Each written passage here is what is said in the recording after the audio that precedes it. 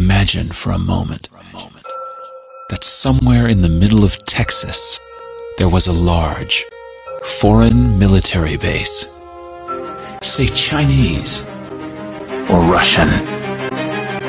Imagine that thousands of armed foreign troops were constantly patrolling American streets in military vehicles. Imagine they were here under the auspices of keeping us safe, or promoting democracy, or protecting their strategic interests. Imagine that they operated outside of U.S. law and that the Constitution did not apply to them. Imagine that every now and then they made mistakes or acted on bad information and accidentally killed or terrorized innocent Americans, including women and children, most of the time with little or no repercussions or consequences. Imagine that they set up checkpoints on our soil and routinely searched and ransacked entire neighborhoods of homes. Imagine if Americans were fearful of these foreign troops and overwhelmingly thought America would be better off without their presence. Imagine if some Americans were so angry about them being in Texas that they actually joined together to fight them off in defense of our soil and sovereignty because leadership in government refused or were unable to do so.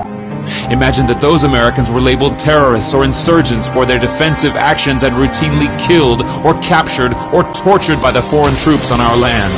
Imagine that the occupiers' attitude was that if they just killed enough Americans, the resistance would stop, but instead, for every American killed, 10 more would take up arms against them, resulting in perpetual bloodshed.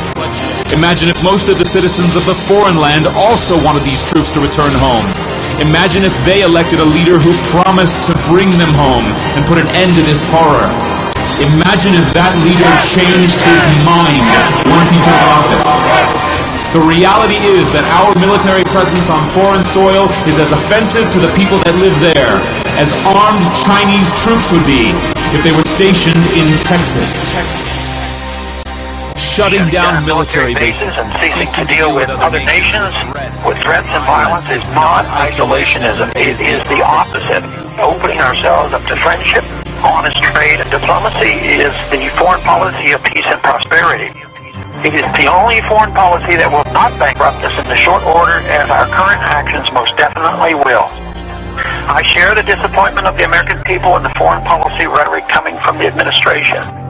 The sad thing is, our foreign policy will change eventually, as Rome's did, when all budgetary and monetary tricks to fund it are exhausted.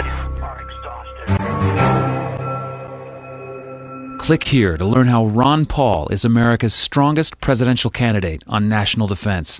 Or get involved and click here to learn how to register to vote in 2012.